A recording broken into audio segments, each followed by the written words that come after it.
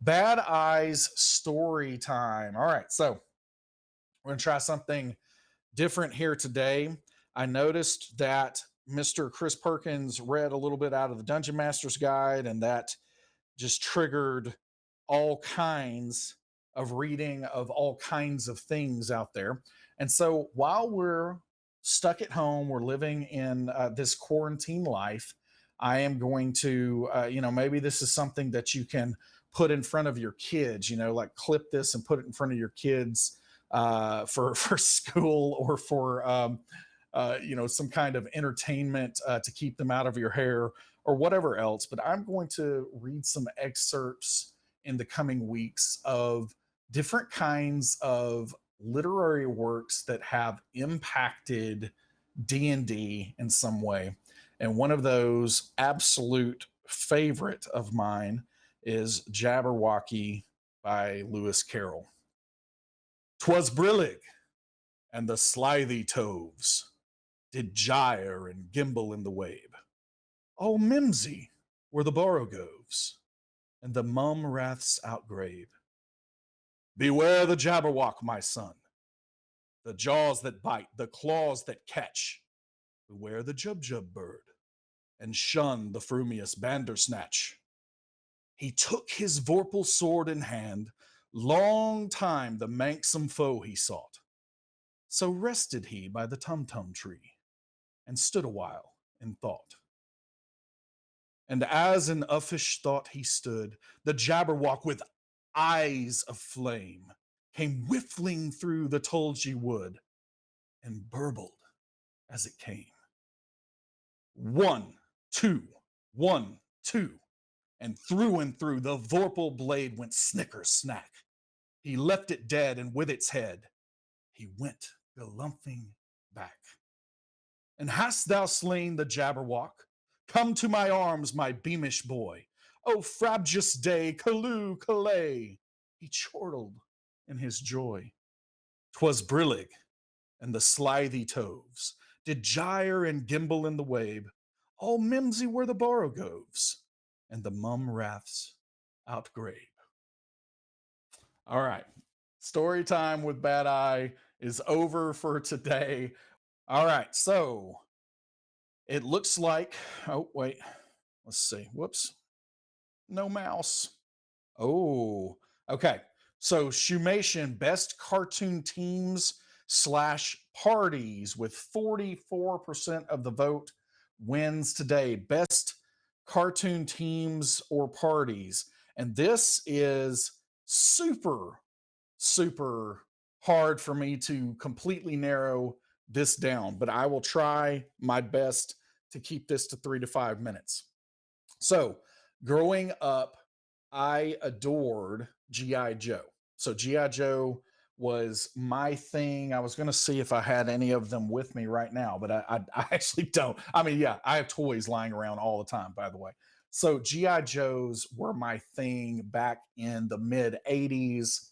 Snake Eyes, version 2, 1985, with Timber the Wolf, my favorite action figure of all time. I actually found it finally last year, so I've got all of the Snake Eyes figures from GI Joe from the Real American Hero line. I've collected all of those, all their accessories and everything else. I've got it in a shadow box in my living room. So that's how serious I am about GI Joe. So GI Joe I used to love as a kid, watching that cartoon and seeing how the different members of that team worked together. It was just tailor made for this, right? You had different Joes who were good at different things. And so their role was almost defined in their name. So you had Stalker, who was one of my other favorite characters, and he was a Green Beret, ranger that was all about stealth and reconnaissance and these covert missions. You had Duke, who was the kind of that leader that's out on the front lines that you think of almost, like a almost like a paladin out there. And so all of these role associations started forming for me at a very, very young age. even with a cartoon like GI Joe. Transformers was another huge one. So Transformers, I used to love the fact that Bumblebee, was a bard that existed for some comic relief, but then also he was that character that the audience could really get behind and was lovable and you really could attach to. But then Optimus Prime as a paladin and or a fighter, if I ever saw one, lawful good, just out there leading the charge and always doing what's right. And then all of the other different transformers and literally what they could change into was what informed their role as well. So I think that all of these concepts of adventuring parties or companions was put together for me for from a very very young age, and I've loved all of that. So then since that time I would say that some of the most exciting types of characters that I've seen in shows that I would say look like adventuring parties. And I would argue that as television has moved on and progressed over the years, the types of characters we're getting, especially in animated fare, has become more and more nuanced, more and more there's more just more subtlety and there's more complexity and richness to those characters. And that, trust me, that is nothing against what happened in the 80s. I love some Masters of the Universe and how straightforward and how wholesome all of that is. I will still watch that today quite a bit, but I think that a couple that really, really stand out for me would be Avatar: The Last Airbender, and of course, even the follow up, Korra, The Legend of Korra. I think that that is a perfect example of an adventuring party with Aang and Katara and Sokka coming together like they did, discovering Aang in that ice and all of their adventures coming together. So I think that it was a wonderful, wonderful picture of a campaign. And then I love how later on, Zuko joins that adventuring party and Toph joins that adventuring party. So I think that that was such a picture of how a D&D team can come together and how over time even some of them being enemies. So this is an example. I think this is a great example. So I don't necessarily think that Zuko was an evil character if you're going with alignment, but either way he was perceived that way by those around him. I think it really can show a lot of players out there how you can have conflict within a group without that conflict derailing the game itself. And it is a great example of how two individuals like Aang and Zuko can come together who are so at odds, but they can have a common goal.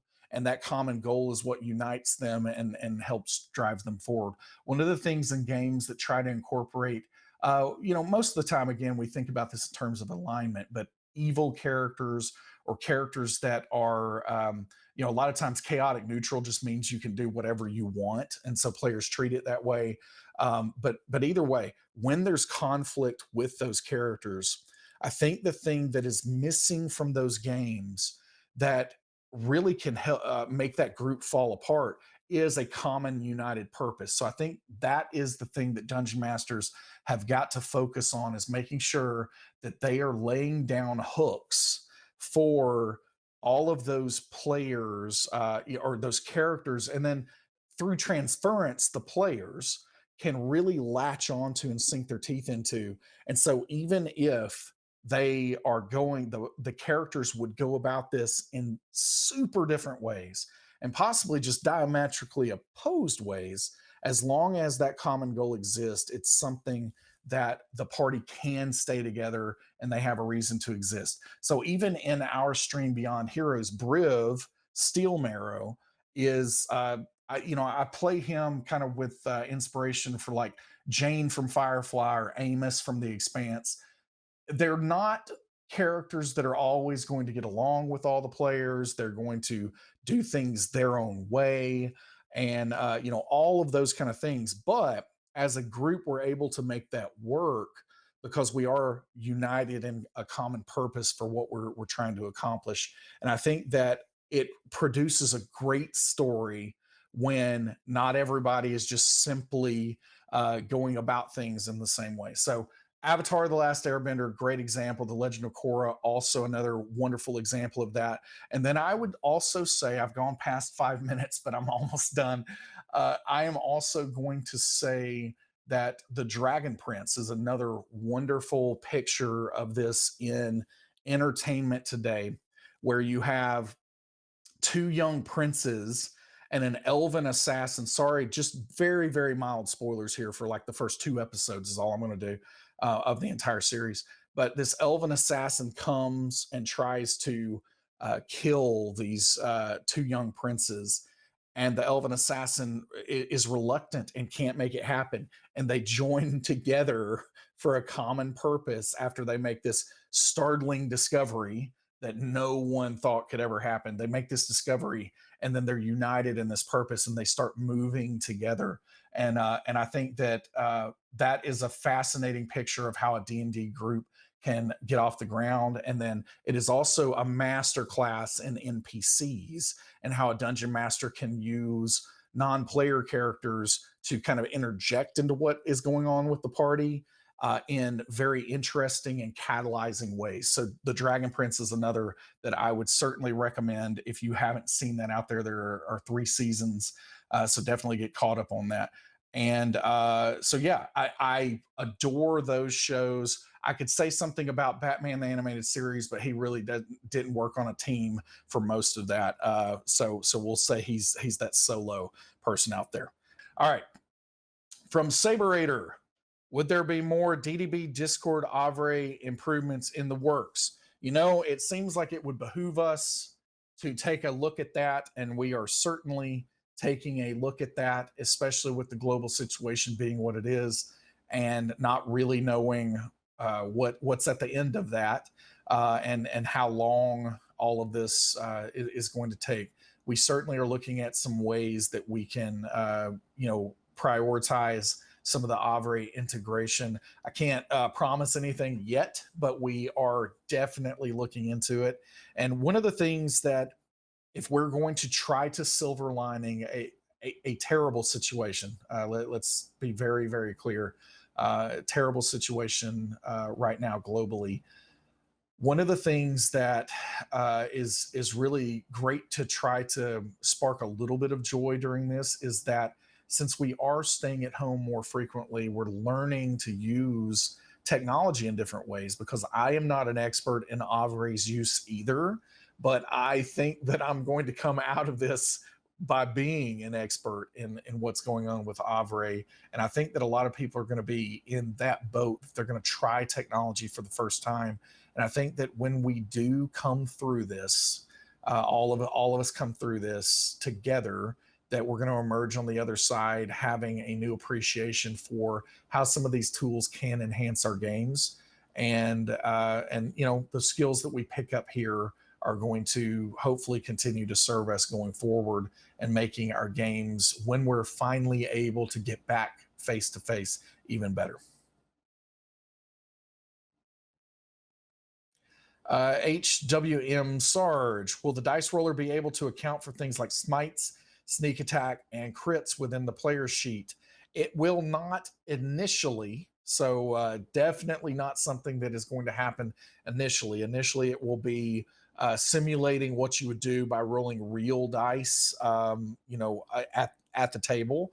But then as we go along, we will absolutely be looking for ways to be able to add on to the functionality. And of course, playing a paladin myself a good bit of the time, I would love to see that extend to smites, sneak attack, all of those things. Now, sneak attack, where it shows up, and again, maybe not right out of the gate, but some of the things we will start doing, you should be able to, within a reasonable time frame here, if your sneak attack says that you can roll 10d6 for your sneak attack, you could click on 10d6 and roll that. It's just not going to necessarily be joined with your weapon damage immediately right out of the gate. So, but yes, we will continue to add more and more functionality over time.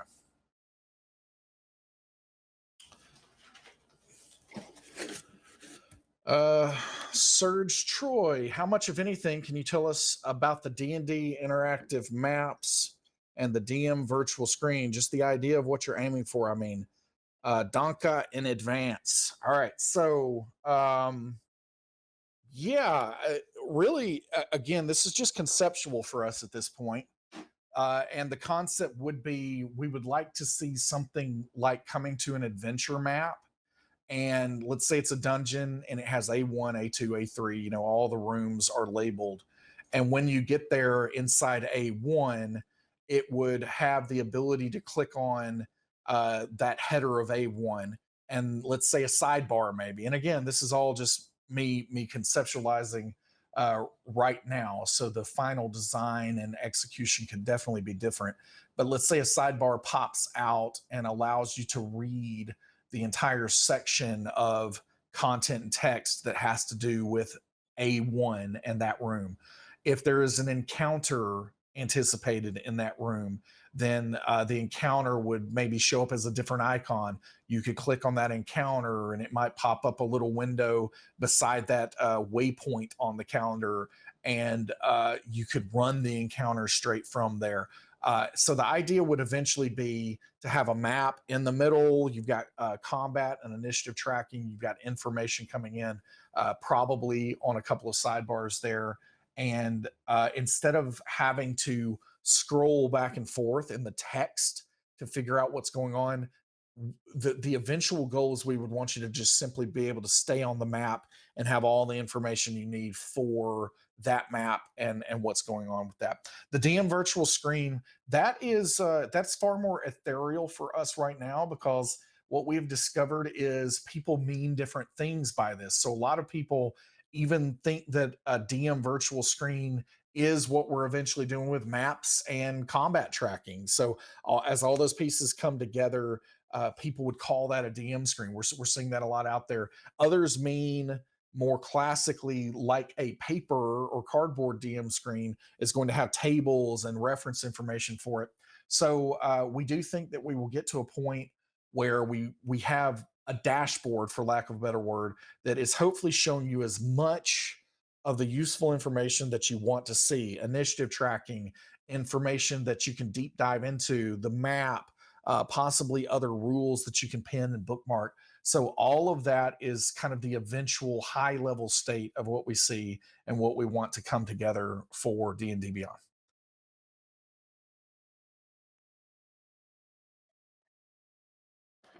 Vaxum, favorite monster slash villain for tier 2 level 5 to 10 play. So that's a good one. Interesting. I'm going to use Mind Flayers a good bit there because I think they're a challenge of 12. And so that's a nice one for characters in that level range. A pretty deadly encounter for players in the middle of that range. I also am a big fan of so this is something I do pretty frequently. I take monsters that are typically thought of as weak.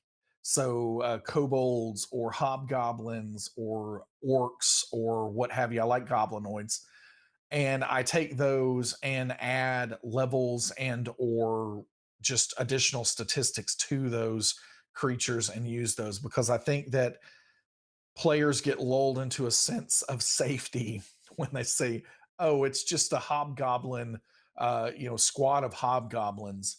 But then I love when those hobgoblins are, very, very powerful, and very, especially that they execute well, even if they're lower challenge than the players. I like to take lower challenge rating creatures and try to really, really think through how I would play them as a player character. And that helps me provide a much bigger challenge for the players than maybe the challenge rating suggests.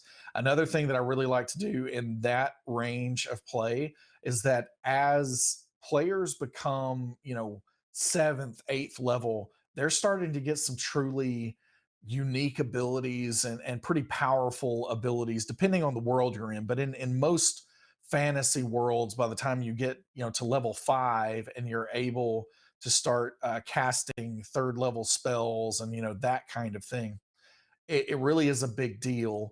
And so I like to think about it on the other side of what does it look like for the monstrous races. And this is one reason I loved Eberron and what they did there in Eberron with the entire nation of monstrous races. But I love to think about what would an adventuring party look like that was formed of goblinoids, for instance. And so I will a lot of times have just kind of in the background a competing or rival adventuring party that's maybe working for one of the big bad guys that are going to come up against the player characters. And what I've found in several campaigns, it's always different characters, but I've found in several campaigns those characters become rivals and almost like arch enemies to different members of the party because they latch onto immediately the party's rogue that always is sneaking ahead, and then they get into a game of cat and mouse with a goblin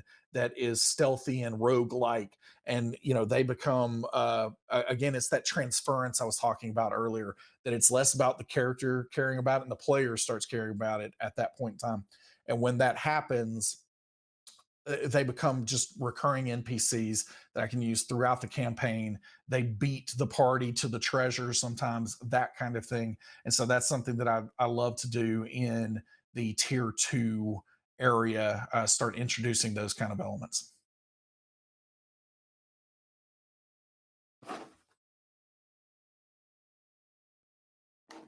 M James 74 plans to eventually integrate the virtual dice output and initiative tracker into the D&D Beyond Twitch overlay. Yes, we would love to do that. No ETA on that, of course, but it is certainly something we would love to see happen. Lord Theobald, are we going to be able to tie a familiar slash mount to our character sheet? Paladins and Rangers have options to have a mount that has its own character sheet, and it would be nice if we could see that by clicking the mount. Um, I'm not exactly sure if I'm quite following what you mean there, because right now in our extra section, you certainly can create familiars and mounts. Paladins, I don't think are covered by, let's say, the Find Steed spell. The additions of that are not available for what you can find there. But for familiars, you certainly get the creature. It adds the statistical values that are needed, and so and you can track hit points in the extra section. So maybe that's what you're talking about. If you're talking about something beyond that, I am not quite following. I apologize. If you want to provide a follow up question, we'll or ask on the forums or in chat. Hopefully, somebody can help you. Alt F4 will help. Have you experienced the virtual backgrounds in Zoom? Boy, have I ever. All right, where am I at? Wait, why can I not do this right now? Let's see. Maybe I can. I'm not in a Zoom call right now. I forgot I'm using Zoom for the screen share, but not we're using vMix for it's a complicated setup. But yes, I have certainly experienced the virtual backgrounds in Zoom. I think that that is taking the world by storm at this point in time. And it's a little bit out of hand on our side, if I'm being completely honest. Serge Troy or Sergey Troy, maybe. Sorry if I'm butchering that.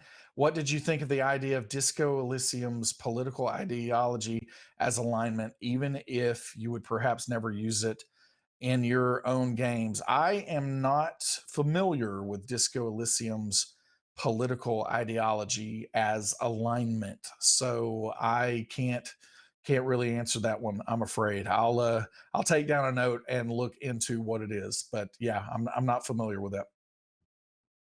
Bound oh 09, would it be possible to add charges to the customized tab for items such as healer's kit for people with the healer feat? Definitely something that we want to do. And I know that that one is on the list of things that we're wanting to add into the character sheet. Some of the work that I was talking about earlier, as far as shoring up the framework of the character sheet, is a prerequisite. And the team's really been tied up with that. As we continue to roll that out and get that under our belt, We're going to start focusing on a big list of exceptional rules that we're going to try to knock out as low hanging fruit as quickly as we can get to them. So things like I keep using the example of the extra healing from the life domain. That's something we'll clearly focus on. But I do know that this charges being able to add charges to an item is something that we would look at on that list as well.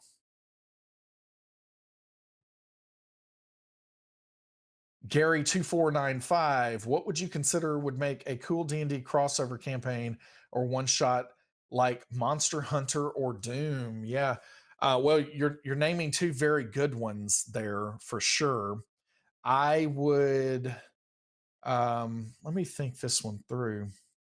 DC Comics is actually coming out with one that I would say I saw that they're going to do some fifth edition material for The Last God, which is really awesome. Let me think what else.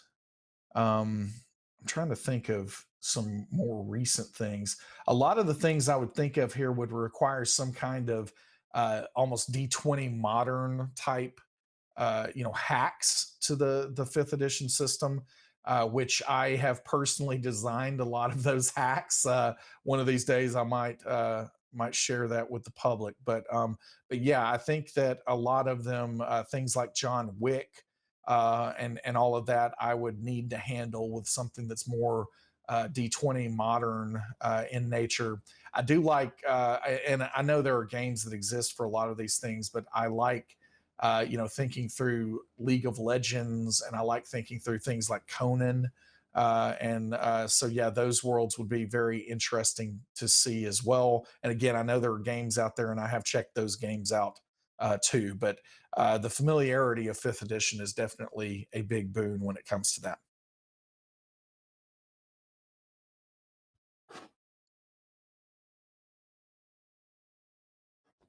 Lord of the Fries. I like that one. What's your favorite setting that hasn't been brought into fifth edition yet? Ooh, that's a tough one a little bit for me. Big fan of Dark Sun.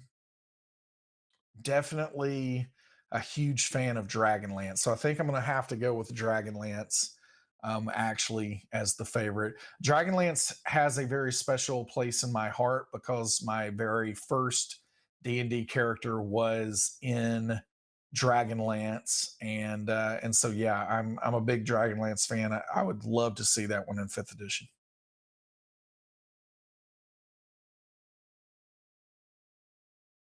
Frank the Step.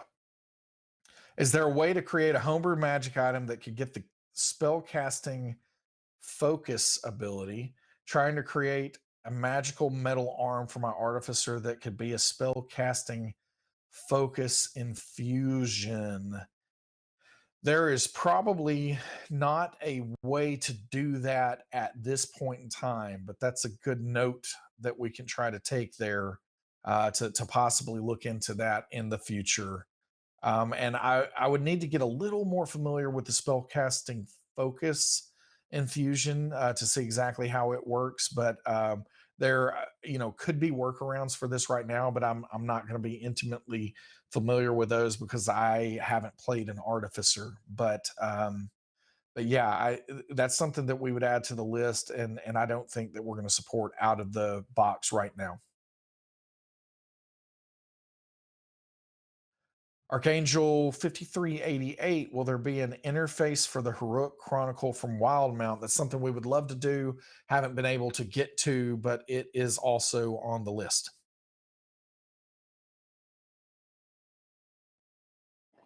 Kmander, level the monster. Is that a feature you're looking to bring back from the 4E tool? So we certainly are targeting the potential of a monster builder that I've talked about before that would allow you to scale a creature, from a challenge rating perspective. So you could take that mind flayer and scale the challenge down from, let's say, 12 to 8, and all of the math would just cascade and update inside the stat block. So that is a big goal, a personal goal of mine, and I think it would have enormous impact out there in the community. And so it is something that we are targeting and something that we want to do. Haven't been able to get to it yet, but it is certainly on the roadmap, and we're going to continue to look into it. But yes, something similar to what 4E did. It's really apples to oranges here because 4E, the way that it treated just statistics and monsters in general was very different and lended itself to that kind of approach more. But it is something that we think that we can, through the power of technology, make work in a fifth edition. And so we're trying to figure out when we can have the bandwidth to do it. Arconim, does Ambion have the authority to publish its own unique content? We can do anything that we want to do per the Open Gaming License or SRD for sure, because anyone out there can do that. We are able to collaborate with Wizards of the Coast and produce content, on a case by case basis. And so, for instance, we have just recently released. I want to say, is it called Dark Star? But it's an adventure. Hopefully, Lauren or the moderators can help and chat with that. We recently released an adventure that is set in Wildmount that James Hake wrote. But yeah, so we can do that, but it's something that as we do that, we collaborate with Wizards of the Coast in those capacities.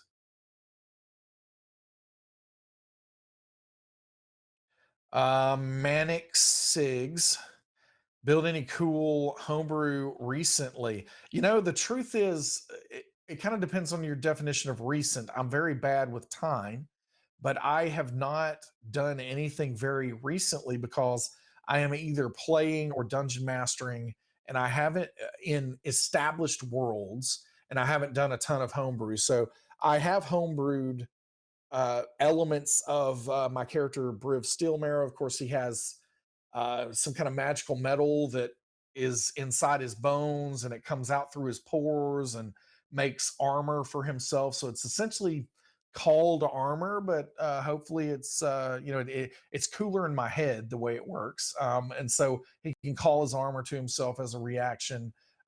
His weapon that he calls Arsenal is something that he can also change into any other kind of weapon. So that's something that I had a hand in, putting that together. And then the aforementioned D20 modern kind of based stuff. I did a lot of work. So there was an article on the Wizards of the Coast website way back in, I want to say 2014, when fifth edition launched, that was simply talking about a few options to run a D20 modern style game using fifth edition D&D. And I have expanded upon that dramatically, very comprehensively, and so have played a little bit of that because I really do like the kind of D20 modern slant of all that. And I think that that's just something that you're not going to find. You find all the other things that you need in the existing supplements out there. But yeah, so I'd say the last big homebrew effort that I put together was D20 modern based. What sirs, right now, when you fight a group of the same monster and want to change their HP, you have to change the HP one by one. Will there be a way to change their HP as a group? That's interesting. And I think that it's not necessarily exactly how the rules as written are going to work, but it is a very reasonable customization that we could provide. And we would love to know exactly how you mean that. So, is that if you have four goblins with 10 hit points each, is that just simply a pool of 40 hit points that you got to get through? And all of them are going to stay standing until, all 40 of those hit points are gone? Or, those kinds of considerations are the things that we'd have to get into to even make that customization work. But if that's something you'd like to see, I encourage you to share that in Discord, the forums, and we will take that feedback to heart and see what we can do.